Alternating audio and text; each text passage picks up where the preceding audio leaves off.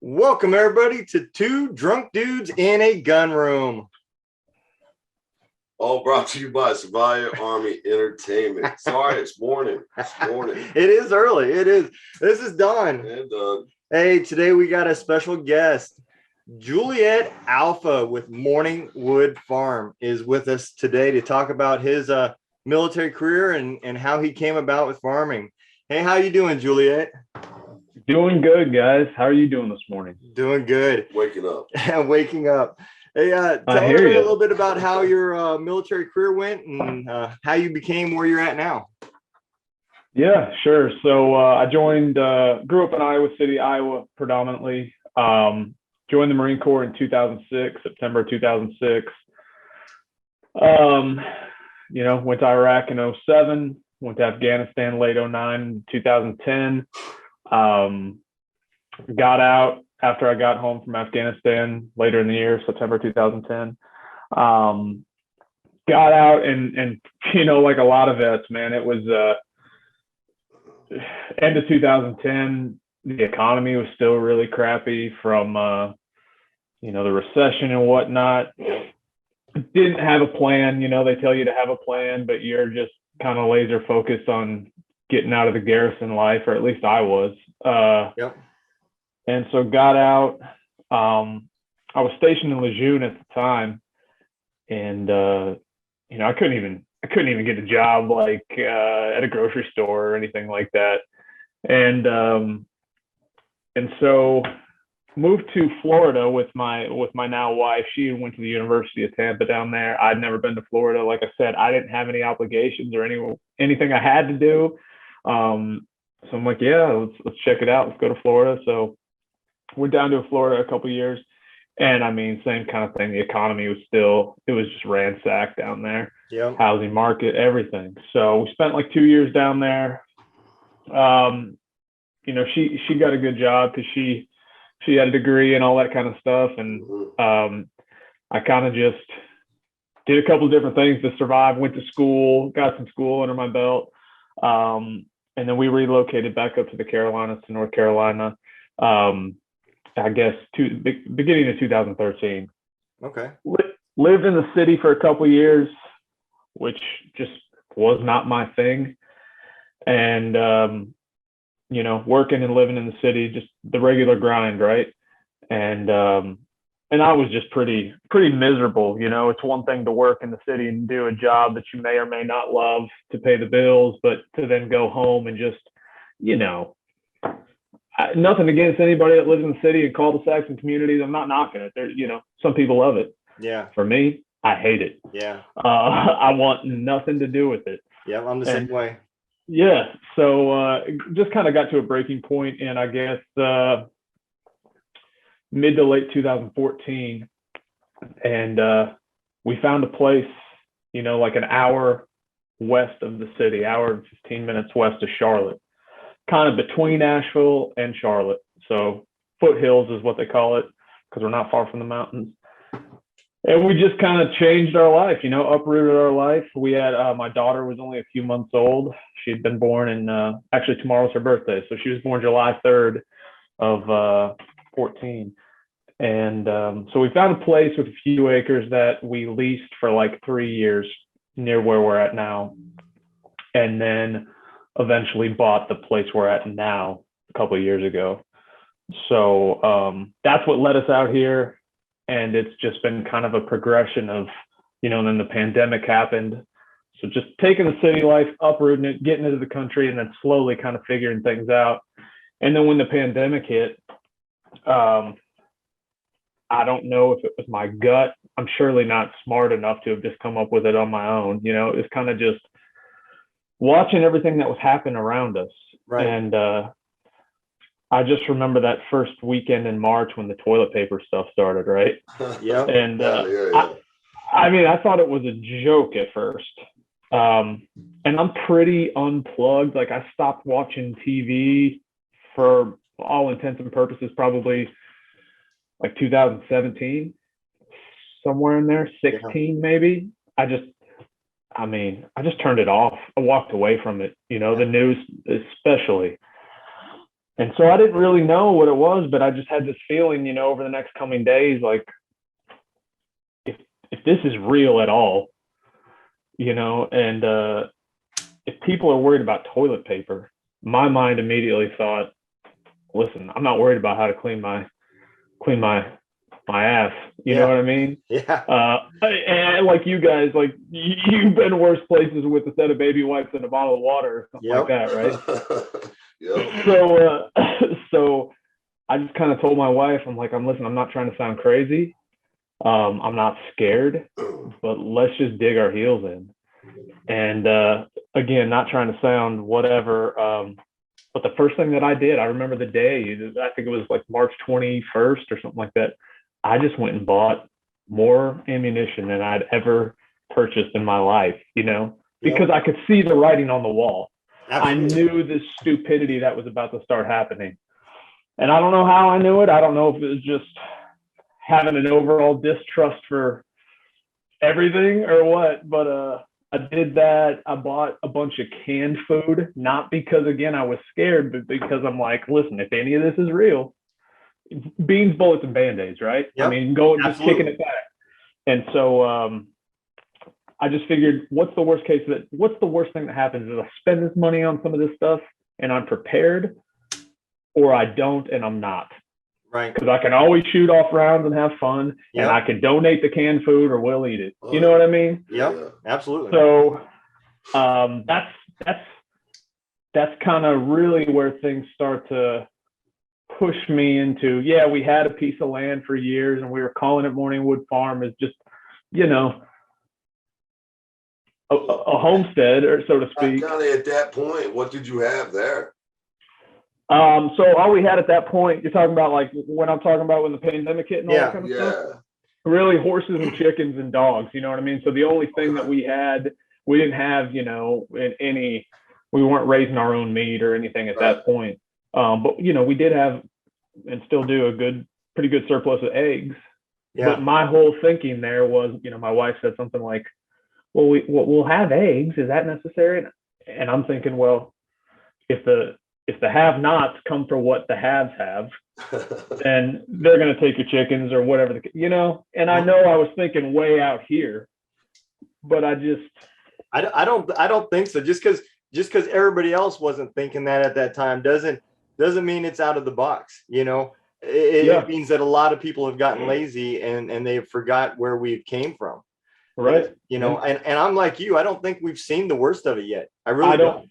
I don't think we have either. And quite honestly, I'm not saying I had everything squared away. There's still things that I'm thinking every day, like, man, I should really be storing 20 or 30 gallons of fuel somewhere. Yeah. You know, in a gas caddy of some sort. And I don't have a whole home generator, which I should have, you know, so there's still things I'm trying to figure out. Okay, what do I do now?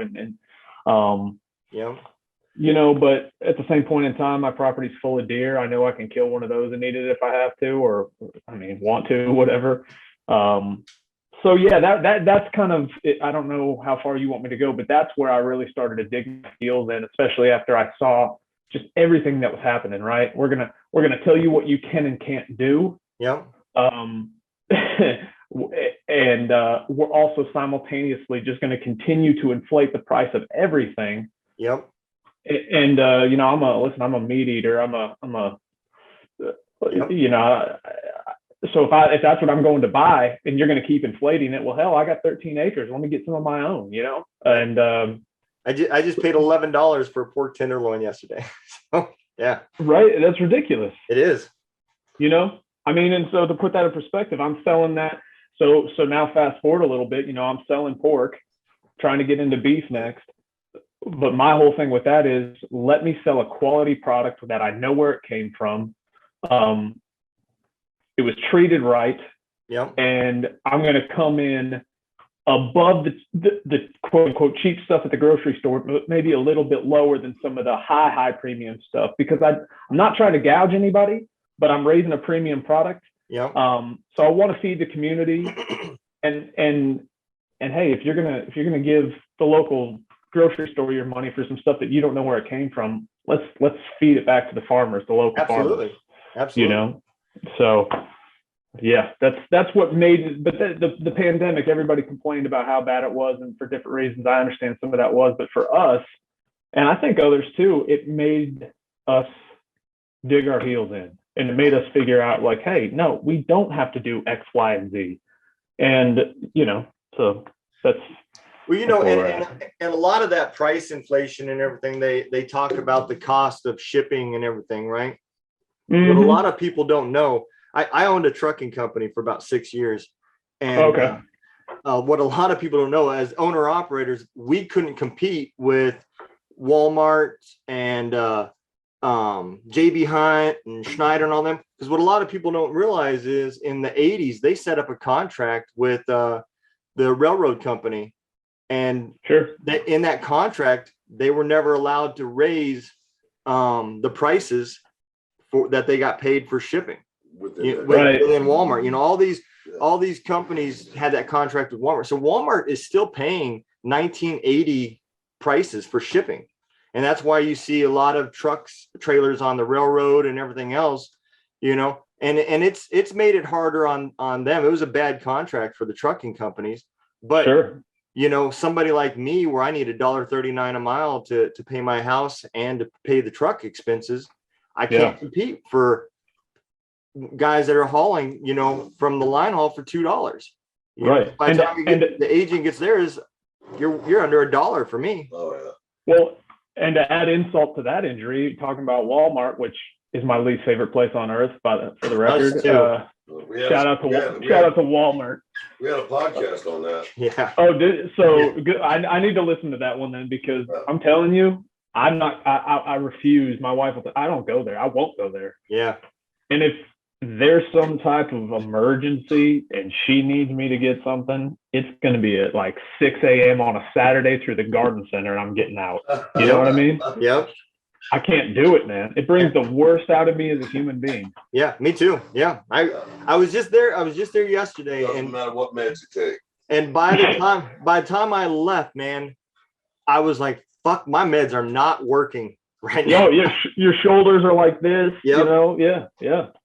It's the worst body of people and inside of one place with zero common courtesy to anyone. Yep. And then you got 50 checkout lanes and one of them's open, and then you want me to scan my stuff for you.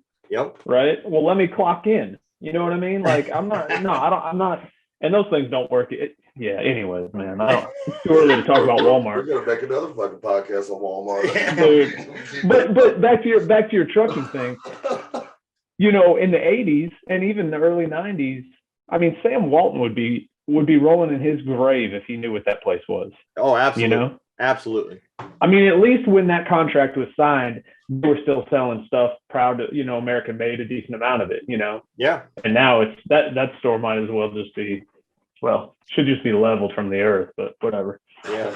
And that's kind of been an ongoing problem with our economy. And I'm not saying that the big business is all the issues we have right now. But no. When old money started handing the businesses over to their kids who did not grow up the same way as what the old money did, they literally came from nothing up to where they were at. And then they handed it over to their kids that have had a comfortable, non-trying life.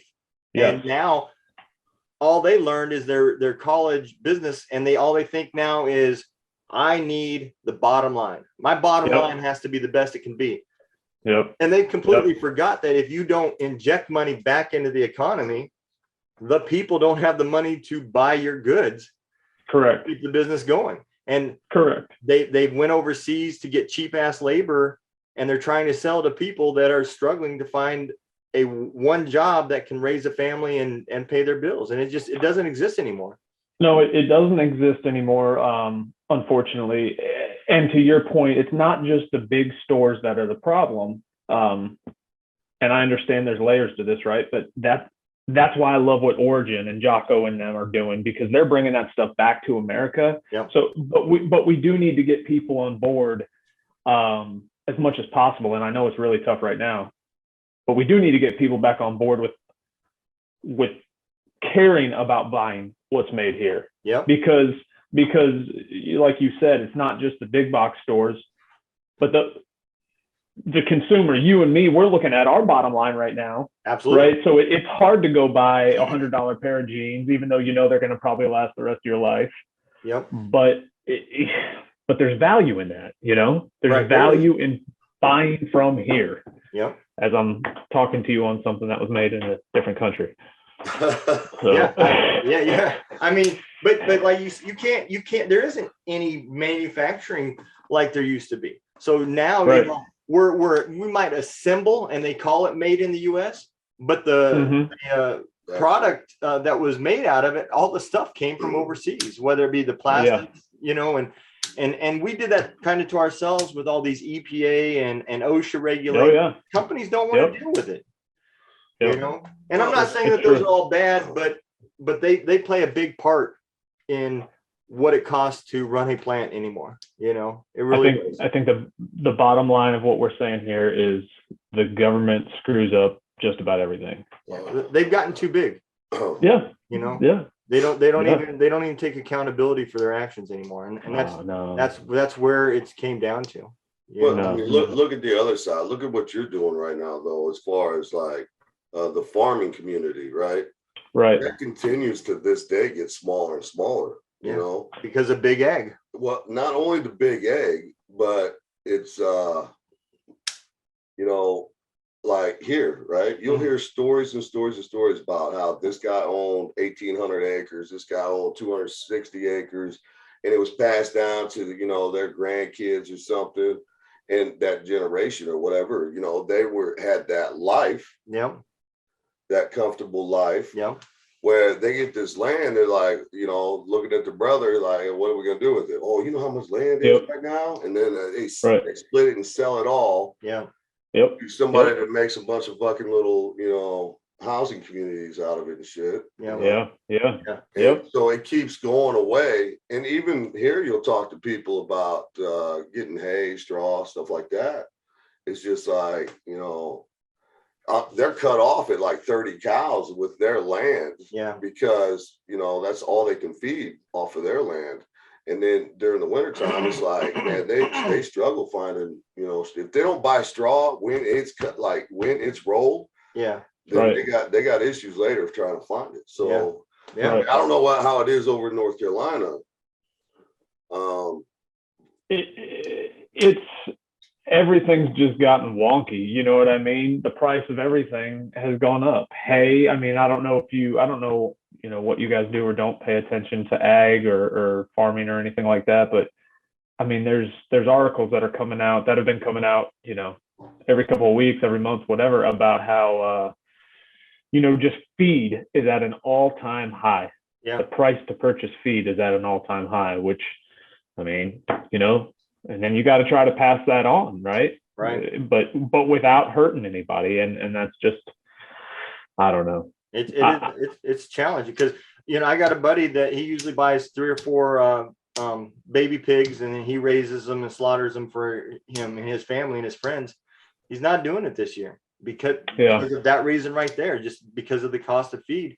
He said between the chickens that he has and buying some pigs to feed and take care of and worm and everything else, that it's just too much on his budget, and I mean, just to put it in perspective, from the time that I got my last round of pigs to the time that I slaughtered them, right, talking like 7 months, you pretty much, when you get those animals and that they're there and you're going to slaughter them and how long it's going to be until you do, as soon as you get them on site, you call the butcher, right? And you schedule your date, because that's a whole other thing now is facilities, right? When all this started happening, some of them didn't have manpower, so they shut down. So if you want your stuff processed USDA, which is what's going to allow you to sell anywhere you want to sell, right? You got to go with the USDA facility. That's fine. But from the time that I called to the time that I butchered, there was a 30-cent per pound increase. Wow. Now, 30 cents doesn't sound like a lot until you start talking about thousands of pounds of meat. You know what I mean? Yeah. So, but that's what that's what people aren't thinking about. That's what people don't realize that aren't doing it. Right. You know, Right. so that's why I try to, when I talk to customers and when we post stuff on our social media, you know, we just try to educate throughout the process. Like, this is what we're selling, sell the value, right? Yep. So I'm not saying you can't find value at the grocery store, but you're going to pay even more than you're going to pay for some local farmers. Yep. If you're trying to buy quote unquote local or grass fed or whatever from the grocery store. Right. Absolutely. Yeah, I completely agree. So fast forward a little bit, you guys now are in the farming business. You've got pigs. I remember from the Salty Soldier, you talked about your wife has the elderberries, right? Oh, yeah, she's been, so she was the first one to really do anything with what we had, to be completely honest with you. She started a elderberry syrup company. Actually, the first home that we leased when we moved out here before we bought where we're at now, she started that, and I don't remember what I said on Salty Soldier in regards to that, but yeah, she started that kind of on a whim, and didn't think it was going to turn into, definitely didn't think it was going to turn into what it is now. Yeah. But yeah, she like I said, my daughter was at this point when she started, maybe a year and a half. It was flu season. She saw some of this stuff at the store, in a bottle, and she was giving it to my daughter, just or we were all kind of taking it to just, I'd never heard of it. And my wife's way smarter than me. She's got a science background and all that kind of stuff. So she starts giving it to my daughter, and she's taking it, and I started taking it. And then she's one of these types that she can figure, she's like, well, I can probably make it. So she figured out how to make it. And then it just, women talk, right? So church and this, that, and the other. Next thing you know, she's making multiple jars of this stuff for people. And I'm busy working. I'm just, yeah, whatever. Okay, that's cool. This is what a stay-at-home mom does. She does her little, sells body wraps, or is a freaking photographer. You know what I'm talking about. Home base type of. Yeah. You don't have to work out. Just put this wrap on and you'll lose 500 pounds. Yeah. So I'm like, okay, yeah, sure, start a business, whatever. And man, I've definitely eaten my words, because it took off, and she built a legit website. She did all the back end stuff. And she did it on her own. He ended up being the stay-at-home mom. He just didn't know it. Dude, man, listen, I would love that. I tell her all the time, I'm like, anytime you want to switch this up, I got nothing left to prove. So I'll wear a damn sundress if that's what you want. I don't care.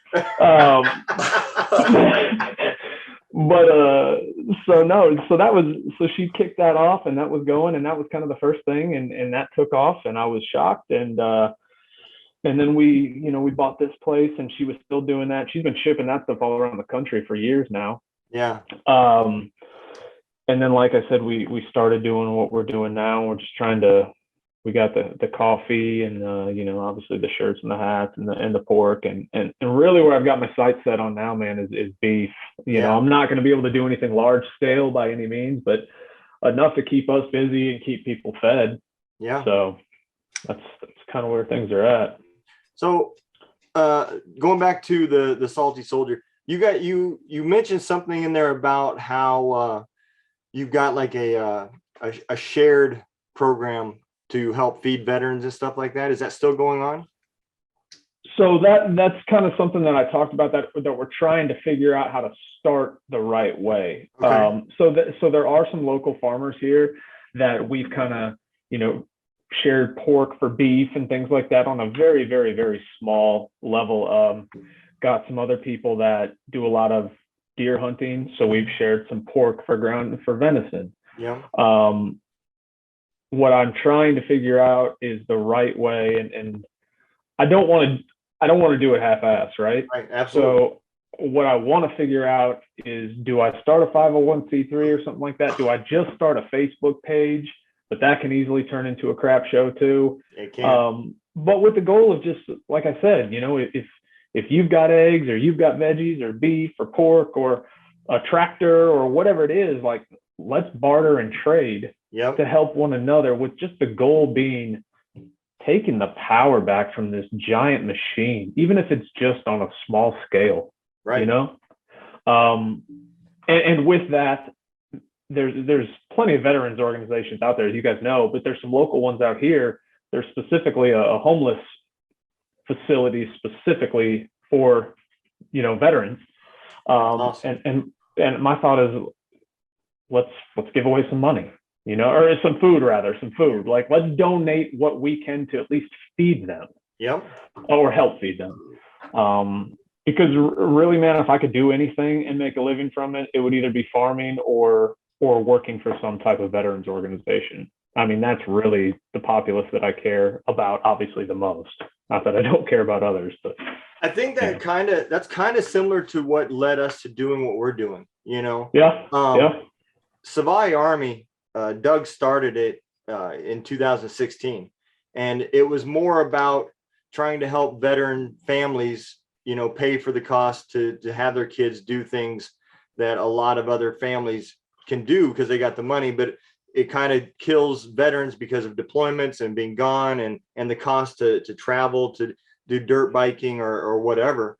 And that's kind of where it started at. And then when I joined in, we both went to the local VFW, and we were like, what a shit show, man. We joined that place, and then, went to a couple meetings, and we're just like, yeah, we're done.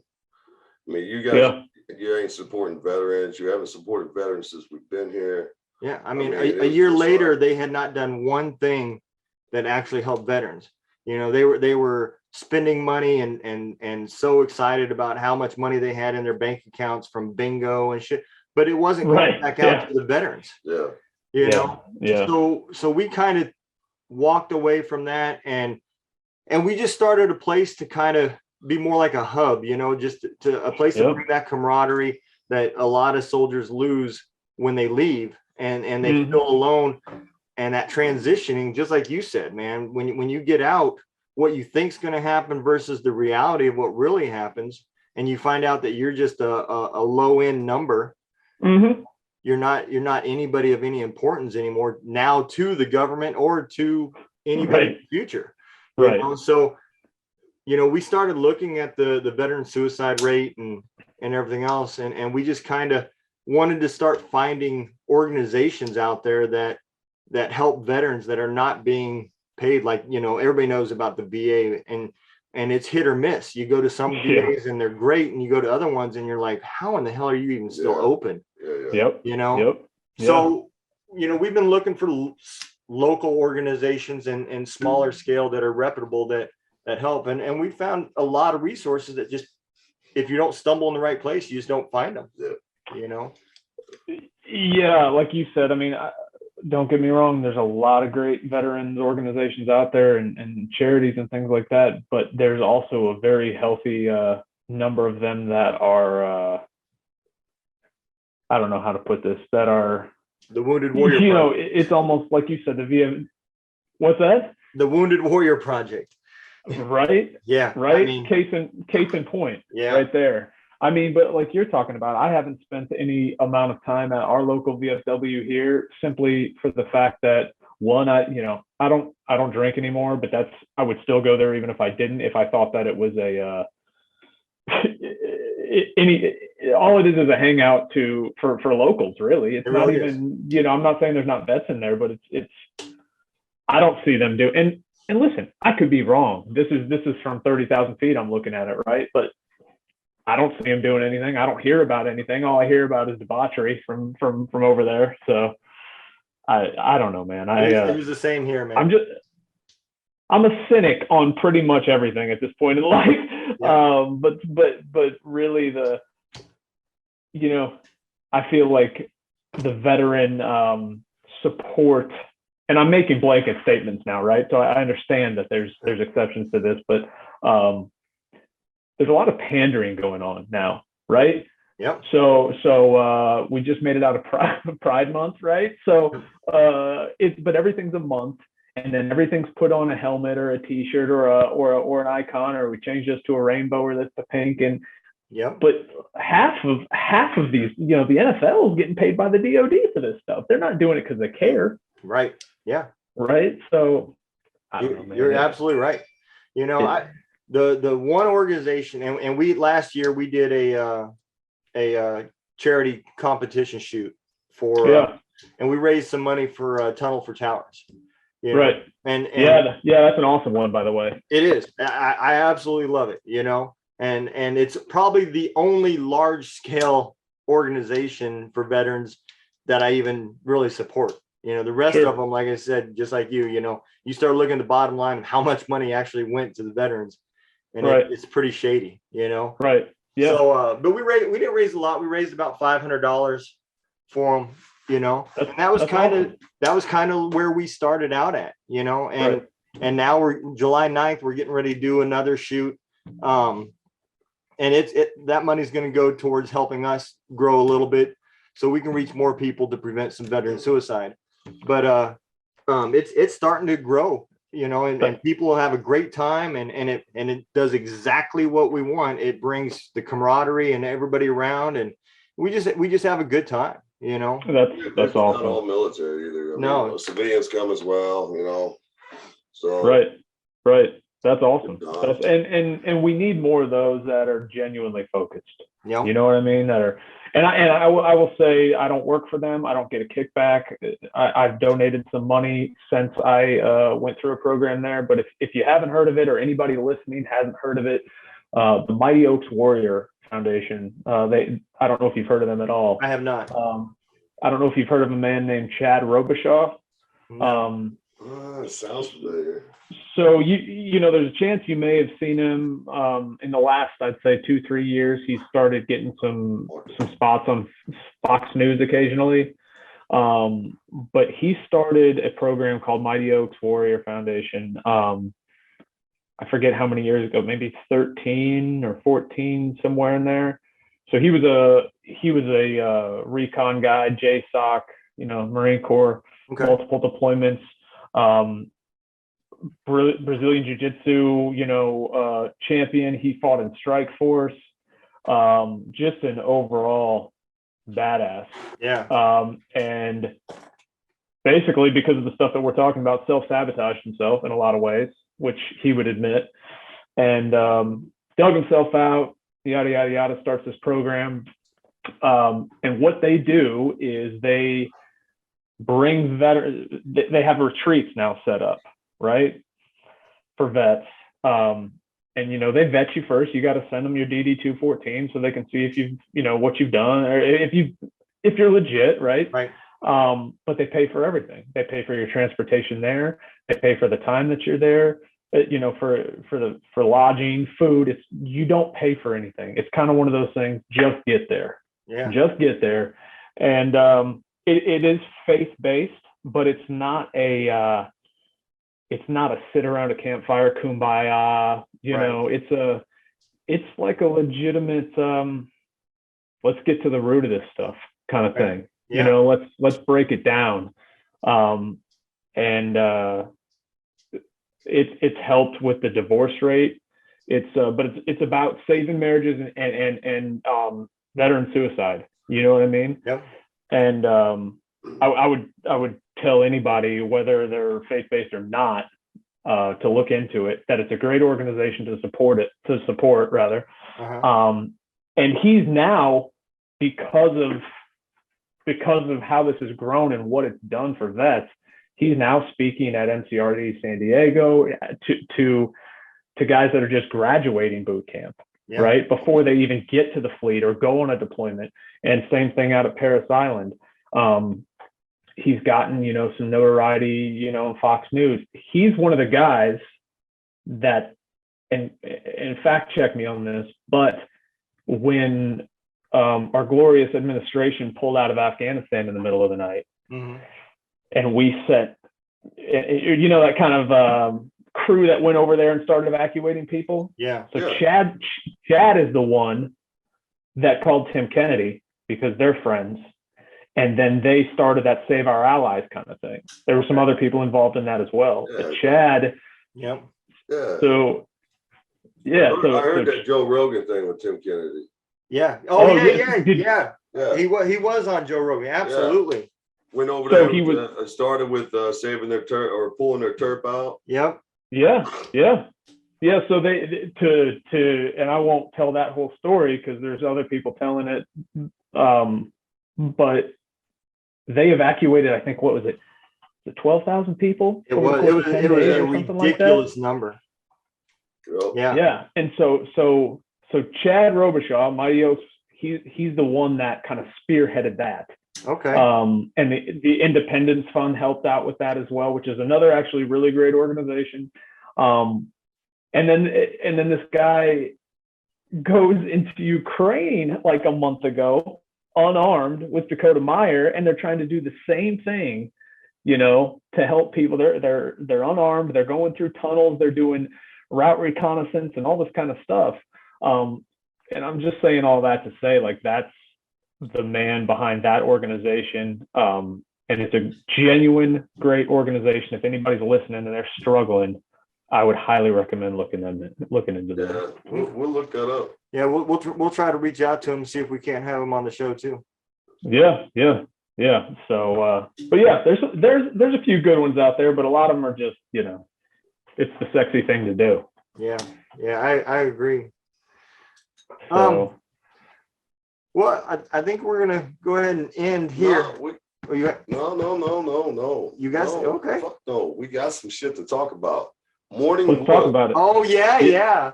We gotta talk about your name. Yeah. Let's do it. What do you want to know? The first thing you actually did was MorningWood Farms, right? Correct. That's where did the name start? Absolutely. I forgot all about that. So as soon as I realized we were leaving the city and we were going to the country, and we had we were going to have some land, before we had anything, I'm just like, all right, well, we're going to have a farm. I'm calling it MorningWood Farm because it sounds like a farm, but it's also about wieners. So listen, I'm an idiot through and through, and I'm going to do what's funny to me, despite what anybody else may think. That's awesome, man. That is fucking awesome. I appreciate it. I didn't know that it was going to turn into where it is now. Not that we're massive or anything, but we're building a following. And I just kept doubling down on it. In the beginning, people thought I was joking. Okay, haha. And then it started like, I had a buddy make us a little sign for just teeny, like hanging in the wall. It said MorningWood Farm. And then once people saw me, I was in the beginning, it was just posting pictures with the horses or outside doing stuff with my kids and hashtag MorningWood Farm, right? Yep. And then when we bought the place that we're at now, and we got some chickens, and it was more about getting people laughing, but showing that we're out, just showing what we're doing, right? And then I just okay, let's donate some money to the sheriff's department in the name MorningWood Farm, right? And then it's like, let's just do. So man, again, everybody thought I was just being dumb and joking because I do that often, but I was just like, no, if I have a farm, I'm obviously calling it MorningWood Farm. You're not going to not call it that. So, and then it's just continued. We made the first T-shirt and it says "We're up early" on the back. We I don't know if you guys have checked out the website recently. About a month and a half ago, we launched, I call it our John Hambo shirt. It's a hog with a red bandana on the top. Oh yeah. And it says MorningWood Farm, and on the back it says "Put our meat in your mouth."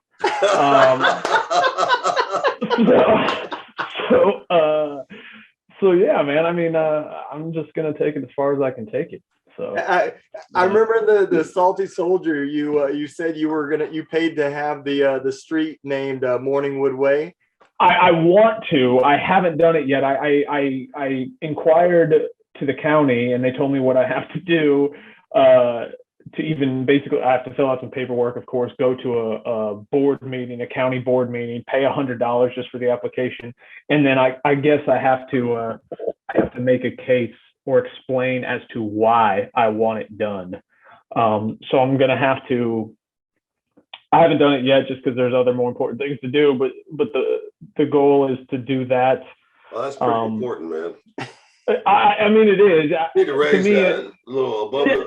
Yeah. But yeah, could you imagine having the sign, literally they change. So my driveway is probably about a quarter mile long off the road, gravel driveway. Uh-huh. And so if they put a sign there, I mean, that's it. You know what I mean? Like we're on the map. Yep. So my wife's like, well, what if we sell the place? And I said, well, then it's the longest running joke ever. You know what I mean? Because someone else is going to have to live on Morningwood Way. And that makes me happy. I was just going to say that, like, well, what if you piss somebody off? Well, I guess you left your fucking mark there then. Yeah, exactly. Absolutely. Yeah. But I have to, when I do it, obviously I have to explain it. I have to pretend it's not what it's about. I mean, yeah. I don't know if I told the story on Salty Soldier, but, just setting up the paperwork at the post office for the PO box. I had to repeat, there's a couple guys in line and I'm turning in the paperwork and she's like, okay, Morningwood Farm. And then she's reading off the email, Morningwood Farm USA. And she's saying it out loud repeatedly. Right. And I'm trying to just be like, yep, yes, ma'am. Yes, ma'am. And I got dudes chuckling behind me. You know what I mean? And so, yeah. It's, I don't know. I probably shouldn't say this part. I'm going to say it anyways. My wife might kill me. I don't know. So my wife homeschools the kids, right? Uh-huh. And you have to you have to register your school name. You have to turn in a name, right? For the state. Okay. And so she's like, well, what should we call it? And she's saying these different names that sound normal and nice or whatever. And I go, Morningwood Christian Academy. And she's like, well, you're an idiot, And I go, no, I'm serious. Like, call it Morningwood Christian Academy. Could you imagine, honey, like if the kids go all the way through 12th grade and, the state gives a diploma, right? Because you got to turn all that stuff in. And it says Morningwood Christian Academy on it. I'm like, we could make Morningwood Christian Academy t-shirts. You know what I mean? I'm just thinking, what's another way to throw it in the man's face? So there's no pun intended. So yeah. Morningwood University, Wienerology. Yeah, right. Yeah. All we focus on is anatomy. Yeah. So so the kids currently go to Morningwood Christian Academy in case anybody wants to enroll their child. Yeah. North Carolina. In North Carolina. Yeah, that's right. I mean, who knows? We might do an e-learning program that I don't know about yet. Yeah. Sex ed will never be the same. But it's funny, man, because the kids, like even my son, he's a chip off the old block. He's 2. But I mean, they're running around in Morningwood Farm t-shirts all the time that say we're up early on the back of them. And it's funny in certain environments, if someone sees it, they're like, what is that? What is this real? Why does he have his kid wearing that? So the Walmart Karens are probably having meltdowns. Oh yeah, dude. I'm sure. So yeah, dude, I'm gonna take it as far as I can take it. That's for sure. Man. Just like you said, if you're gonna do it, you do it right, right? That's right. So absolutely, absolutely. That's how it came about. Yeah, I thought it was his last name when you first told me about it. No. I was like, his last name's Morningwood? That's what it is? Morningwood. Most people name their farm after their last name, too. Sure. So yeah. It's like, if I could only have been blessed enough to be, my last name be Morningwood, man. That would have. Could you imagine going through basic with a last name like Morningwood? Oh yeah, no. That would be. I would lie. Yeah. That ain't my name. Yeah, you legally change your name once that happens. Yeah. And I was looking at some pictures. So we got a friend that their kid just left for basics, right? Right. And I don't know how he's getting these, but he's getting pictures of when they went through the gas chamber and all that shit. Yeah, because these dudes are allowed to cell phones now. Yeah. And I'm like, what the fuck is on his head? And they're like, what are you talking about? I said, he has hair. Yeah.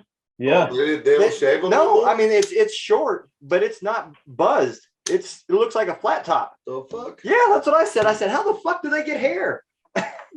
Yeah, I this kid out here that I shouldn't call him a kid, 21, 22 now, but he's been doing farm. I mean, yeah, he is still a kid. He's been doing farm work for me for the last several years, but he joined the National Guard, I guess beginning of this year.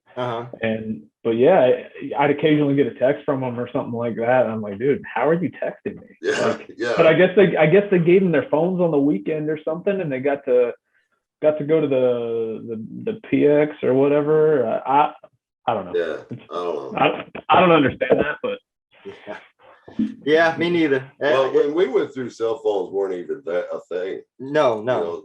We still had pay phones with calling cards and shit that we had to call home with. Right? Yeah. Like once a weekend, line up. You got 10 minutes or whatever the fuck it was. Yep. When I was in Bosnia, I mean, even that was 98. There's still there was cell phones out there. There were the prepaid ones that people were using, but the bricks didn't come out until like what 2000. Flip phones around 2003. Yeah. Something like that. Yeah. Because nobody knows about. Nobody knows. Huh? Yeah. I know. I just said nobody knows about playing Snake anymore on a Nokia. That's for sure. In Puerto Rico on a street corner last week, right? I seen a payphone. I looked at my son. I was like, "Hey, boy, do you know what the fuck that is?" I was like, "You see that thing on the street corner? Do you know what that is?" And he's just staring at it like, it's like seeing a Blockbuster or something. Yeah. So it's fucking crazy. I mean, there's shit like that still out there. Yeah. It didn't work, but it was still out there. We imagine now, right? Back in the day when you went in there, the one thing that none of them ever had was a phone book because somebody had stole the phone book out of there. Oh yeah. I promise you right now, you could put a phone book in one and nobody would touch it. Oh, no. I know I don't even know how we got to tell him that, but yeah, me and my wife were trying to tell my daughter the other night about how there used to be this big book and you had to find the number and it was all foreign to her. She can't grasp that. Books? Yeah, my mom got one in the mail. Really? I said, who the hell sent you a phone book? That's a scam. Yeah, for real. And a giant misallocation of funds at this stage in the game. To the guy that's like, yeah, let's keep producing these. I mean, if you're talking about the bottom line, who the hell is doing that? Yeah, absolutely. If Yellow Book, if you're listening, if you're still doing that, you're wrong. So. Absolutely. Absolutely. Yeah. Absolutely. So, well, yeah, no, I don't know, guys. That's all I got unless you have any more questions for me. No, I think that's it, man. But I definitely appreciate you coming on. We'll go ahead and do our closing. And then once we end the recording, I got a few more things I want to ask you real quick. Absolutely. And just in case, I don't know if now's the time I'm supposed to, but if anybody's looking for us at all, you can find us on any social medias at MorningWood Farm USA. So Instagram, Facebook, all that kind of stuff. Absolutely. As well as our website, morningwoodfarmusa.com. Okay. Absolutely. Hey, everybody knows that we do these in attempt to try to get people to laugh today to live tomorrow. That's kind of our motto. We combat veteran suicide until the day that it's 0 a day. There's some organizations out there. If you guys need some help, say something. If you're on the West Coast, Chief Rathburn site, leavingthesideline.org, a great organization. If you're a female veteran and you're on the East Coast, Brooke Jackson, she's the veteran.org. There's always the suicide hotline, 1-800-273-8255, extension 1 if you are a veteran. If you want to reach out to us, you can hit us up on Messenger. You can hit us up on support@savajiarmy.com, through our website, Facebook, Savaji Army, TikTok. Leave a comment on TikTok, YouTube. Leave a comment on our podcast. We'll get back to you. If you just want to talk, hang out, hit us up. We appreciate it. Y'all take care.